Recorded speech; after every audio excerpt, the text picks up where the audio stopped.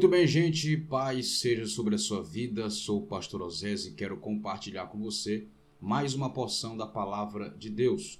Antes de nós entrarmos em nosso assunto em questão, eu quero lembrar você de se inscrever em nosso canal, caso não seja inscrito, de acionar o sininho para quando nós lançarmos novos conteúdos aqui, você ser notificado e poder nos acompanhar de imediato. Também compartilhe com mais pessoas essa mensagem, para que mais pessoas sejam alcançadas pela palavra de Deus, ok? Então, Deus te abençoe e queremos falar hoje sobre batalha espiritual. E o subtema é espíritos familiares.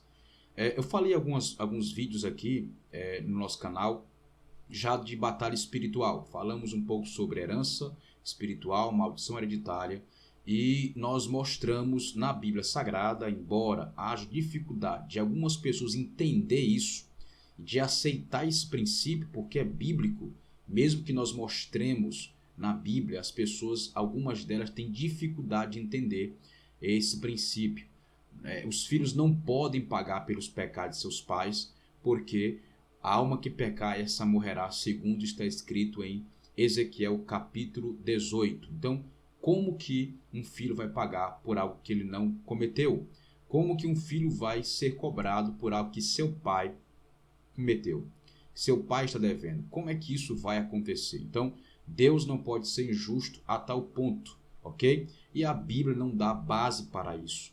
Na verdade, como eu já falei, o que acontece são interpretações equivocadas. A forma como as pessoas leem e interpretam o texto faz com que elas apresentem o assunto de uma forma um pouco antibíblica, podemos dizer assim, antibíblica. E eu quero voltar a um texto, nós já lemos aqui, falamos um pouco sobre ele, mas eu quero partir desse texto para nós entrarmos nesse assunto sobre espíritos familiares. Nós lemos em Bamidbar, ou seja, em Números capítulo 14, versículo de número 18. É um texto que nós já lemos, eu quero repetir essa leitura com vocês. Diz assim: o Senhor Jeová é lento para irar-se e misericordioso, e perdoa a iniquidade e a transgressão, mas não tem por inocente o culpado, pois faz recair a iniquidade dos pais sobre os filhos até a terceira e quarta gerações. Então observe, aqui o texto está falando que Deus, ele é lento para se irar e é misericordioso, e perdoa a iniquidade e a transgressão. Então, dois tipos de pecados específicos aqui: iniquidade e transgressão. Iniquidade é um pecado institucionalizado, ou seja, é um pecado normal, comum, pecado que tornou-se uma prática cultural, uma tradição familiar, e que vai passando de geração após geração, passando dos pais para os filhos e aí vai levando adiante. Então, é uma prática que é comum para aquela família. Isso é iniquidade. Não é porque todos concordam com a prática que deixa de ser pecado. Na verdade, recebe o nome de iniquidade. Não é somente pecado consciente, ok? É pecado de iniquidade. E transgressão. Transgressão é transgredir, quebrar uma lei, é ir contra um princípio, é fazer o contrário daquilo que a lei exige, ok? Então isso é transgressão. Então, dois pecados que Deus está falando, que a Bíblia está mencionando do povo de Israel: iniquidade e transgressão. E são esses dois pecados que fazem com que os espíritos familiares, eles operem em famílias por gerações, por anos, por décadas, ok? Então, observe, são as iniquidades, que são os pecados institucionais, e as transgressões, que fazem com que espíritos familiares se alojem em famílias e permaneçam por anos, anos e anos, através da replicação desse mesmo pecado. Qual é a forma mais simples de que um pecado seja replicado numa família? Tornando ele em uma cultura, onde o avô praticou, o pai pratica, o filho vai praticar e os filhos dos filhos também vão praticar. É assim que eles vão se instalando e permanecendo em uma família por décadas, por séculos e por gerações. Então, verso 19 fala assim: perdoa, pois, a iniquidade deste povo, segundo a tua grande misericórdia, assim como o tens perdoado neste trajeto desde o Egito até aqui. Então Moisés está rogando, está intercedendo pelo povo de Israel, pedindo a Deus que perdoasse a iniquidade do povo. Quais são as iniquidades mais comuns, as iniquidades comuns ao povo de Israel? Por exemplo, idolatria, fornicação, adultério, ter mais de uma esposa. São pecados que Israel cometia de geração após geração e por isso sempre estavam debaixo do mesmo juízo. Não é porque os pais pecaram que os filhos estavam pagando pelo pecado dos pais. Não. É porque os filhos estavam replicando os pecados dos pais e por isso sofrendo as mesmas consequências dos pecados de seus pais, porque eles estavam praticando os mesmos pecados. Então eu vou bater sempre nessa tecla porque é assim que a Bíblia está ensinando para nós. Então, aqui, recair, no versículo 18, pois faz recair a iniquidade dos pais sobre os filhos até a terceira e quarta geração. Não quer dizer que Deus vai fazer recair no sentido de fazer com que os filhos pratiquem o mesmo pecado que os pais praticaram. Ou cobrar dos filhos o pecado que seus pais cometeram. Ele está falando de iniquidade. Faz recair a iniquidade. Ou seja, vai cobrar da mesma forma que cobrou dos pais a iniquidade nos filhos. Porque os filhos estão replicando. Por isso é iniquidade. Iniquidade, ok? Até a terceira e quarta geração. Uma iniquidade, ela se enraiza na família até 4 gerações. Olha só. Olha a força e o poder de permanência de um pecado que é uma iniquidade, consegue estar dentro de uma família até a 4ª geração. Olha só. Até que alguém se levante e dê um basta nisso aí.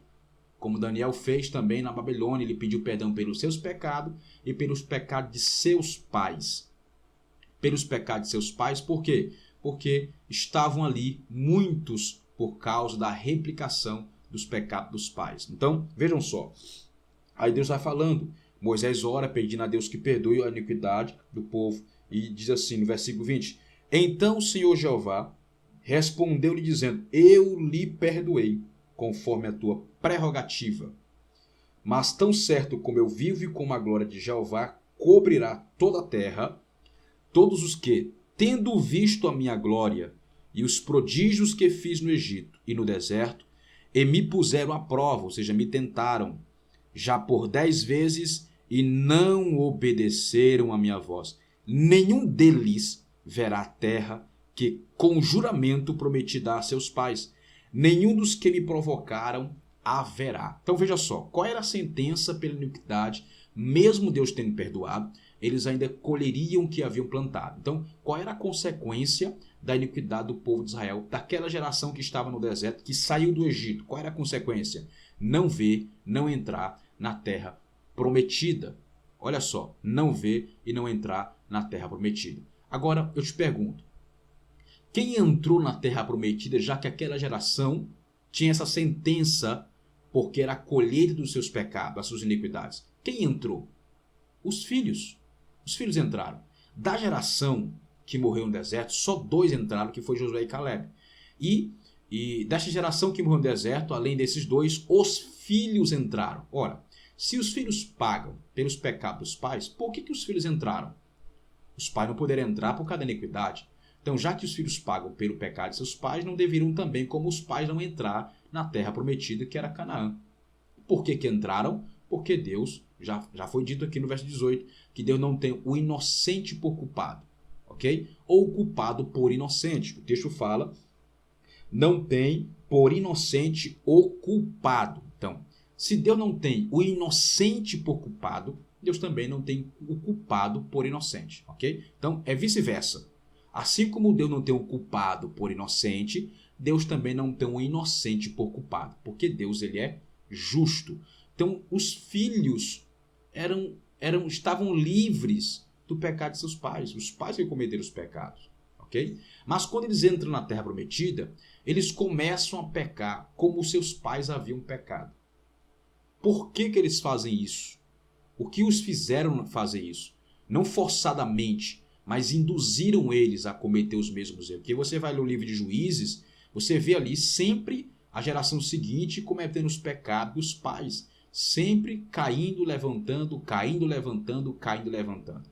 Então, sempre replicando os pecados dos pais. E é aqui que eu quero entrar nesse assunto sobre espíritos familiares. No capítulo 8 de Isaías, livro de Isaías, capítulo 8, versículo de número 19, diz assim: E quando ainda vos disserem, consultai os que têm espíritos familiares, e os adivinhos, que chiureiam e murmuram, não deve um povo consultar o seu Deus? Por meio dos vivos se consultará os mortos, em busca da lei e do testemunho? Por meio dos vivos se consultará os mortos. Procurar pessoas que se comunicavam com mortos. Ok? Em busca da lei e do testemunho é uma pergunta.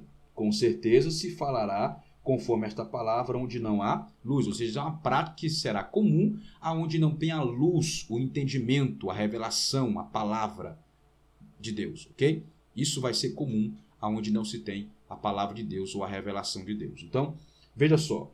O que são os espíritos familiares? São espíritos malignos, são demônios que se alojam em famílias por muitos e muitos anos, gerações após gerações. Eles se infiltram, eles se alojam e permanecem naquela família através da replicação de pecados, através da iniquidade ou da transgressão da família. Então ele vai se alojando. Quando os pais, ou quando você replica um pecado de seus pais, o espírito familiar tem liberdade para repetir na sua vida, trazer sobre você a mesma cobrança que foi trazida sobre seus pais. Ok? Repetir sobre você práticas que você está replicando e por isso ele está operando na sua vida.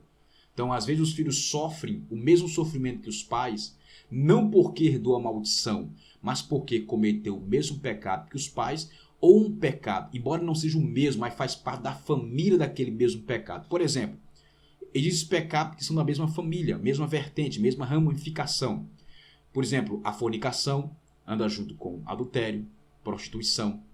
Então, são os pecados familiares, ou seja, pecados comuns entre eles. Tem o mesmo ato sexual. A impureza também é um pecado familiar, como o pecado de adultério, fornicação, porque são pecados sexuais. A gula, a bebedice e a orgia andam juntos. São pecados unidos ali, lado a lado. Ok? Então, são esses pecados que são familiares, que eles são conjuntos, são grupos de pecados. Então, embora filho não cometa o mesmo pecado que o pai cometeu, vamos dizer, fornicação.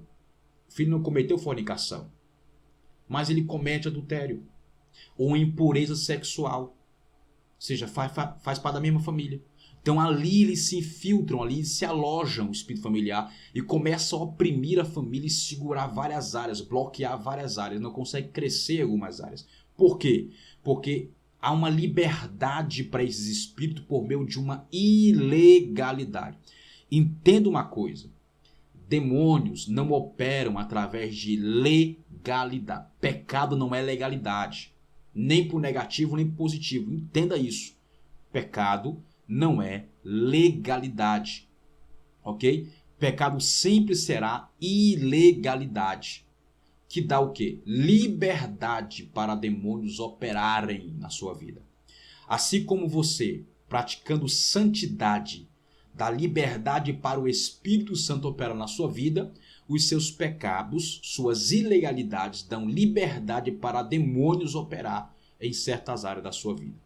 E no caso, os espíritos familiares, tudo que eles mais querem é que a geração seguinte cometa os pecados dos pais, para que eles possam continuar naquela família oprimindo, subjugando, trabalhando, operando contra, aprisionando as pessoas nessas práticas. Então, eu falei nesse vídeo sobre como que eles permanecem na família. E é por décadas, por séculos, por anos, gerações e gerações que eles ficam ali. Enquanto aquele pecado for cometido, enquanto aquela iniquidade permanecer na família, eles estão lá. Eles estão lá, ok? Então, é muito importante que você entenda isso. Faça o mapeamento e veja O que você está replicando de seus pais, que está prendendo certas áreas da sua vida? Muito importante. Pense nisso, ok? Deus te abençoe. Foi um prazer te servir com essa palavra. No próximo vídeo eu vou falar um pouco sobre como eles operam. Como que eles operam, ok? Quais são as ações dos espíritos familiares? Eu vou dar exemplo de famílias, de personagens bíblicos que tiveram a operação dos espíritos familiares na sua família, na sua descendência. Então, Deus é contigo, Deus é conosco, Deus te abençoe, em nome de Jesus. Amém.